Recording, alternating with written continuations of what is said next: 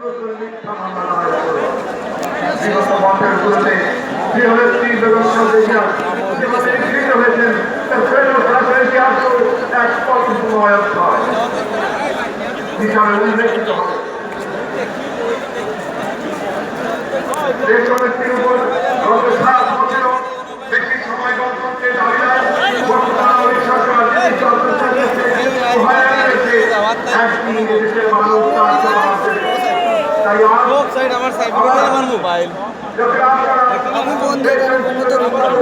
সামনে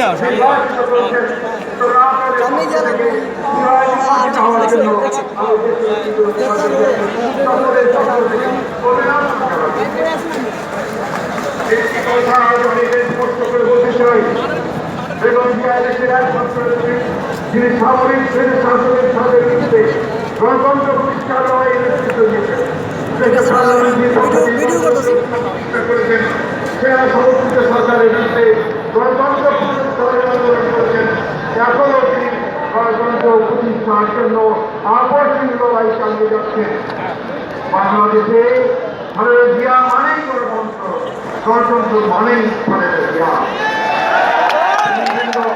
সহকর্মী ভাই ও বোনেরা, আপনারা জানেন আমাদের দলের senior vice chairman Tarique Rahman সেনা সমর্থিত সরকার আমলে কি ধরনের নির্যাতন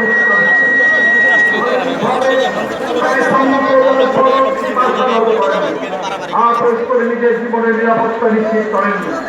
একের পর এক মামলা দিয়ে তার জীবনকে অনিশ্চিত করে তোলা হয়েছে। ক্ষমতার সিংহের জন্য চ্যালেঞ্জ করেই তাকে আর দেশে ফিরতে দেওয়া হচ্ছে না। আপনারা জানেন গত বছর প্রধানমন্ত্রী শেখ হাসিনাকে রাষ্ট্রীয় ক্ষমতা অবৈধভাবে ব্যবহার করে আমাদের নেতা তারেক রহমানের শিকার পূর্ণ করার জন্য এবং তাকে দেশ ও বিদেশে হেয় প্রতিপন্ন করার জন্য ইন্টারপোলের মাধ্যমে দাঁড়ায় জারি করা। ইন্টারপোল গত 1 বছর তদন্ত করে তারেক রহমানের বিরুদ্ধে করা কোনো অভিযোগের সত্যতা হয় নাই। তাই ইন্টারপোল কর্তৃপক্ষকে দিয়ে বিশ্বের সমস্ত রাষ্ট্রকে জানিয়েছে যাতে ইন্টারপোলের তালিকা থেকে তারেক রহমানের নাম বাদ দেওয়া হয়। এই হচ্ছে তার চিঠি, যে চিঠি ইন্টারপোল সমস্ত বিশ্বে জানিয়ে দিয়েছে যে তার নাম বাদ দেওয়া হয়। বন্ধুগণ, ইন্টারপোলের এই সিদ্ধান্তে এই প্রমাণিত হয় তারেক রহমান তখনই দুর্নীতির সাথে জড়িত ছিলেন না। ইতিমধ্যে তার বিরুদ্ধে করা মানি লন্ডারিং মামলাতেও তিনি নির্দোষ প্রমাণিত হয়েছেন। শাসক চক্র জানে না যে বিজয়ী দেশে তারেক রহমান দেশে ফিরবেন সেদিন প্রতি মানুষের ভালোবাসা সমর্থন তাকে গণতন্ত্রের বিজয়ী সেনাপতি হিসাবে প্রতিষ্ঠিত করবে।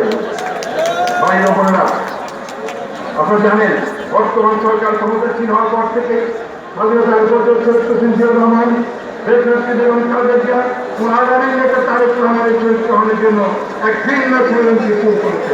ক্ষমতাসীনরা ভালো করে জানেন এই 3টি নাম নয় বাংলাদেশের জনগণের আশা আকাঙ্ক্ষার প্রতি। এখানে আওয়ামী লীগ সরকার বিনা অভিযোগে রাজনীতি চর্চা করেছে। আমার স্পষ্ট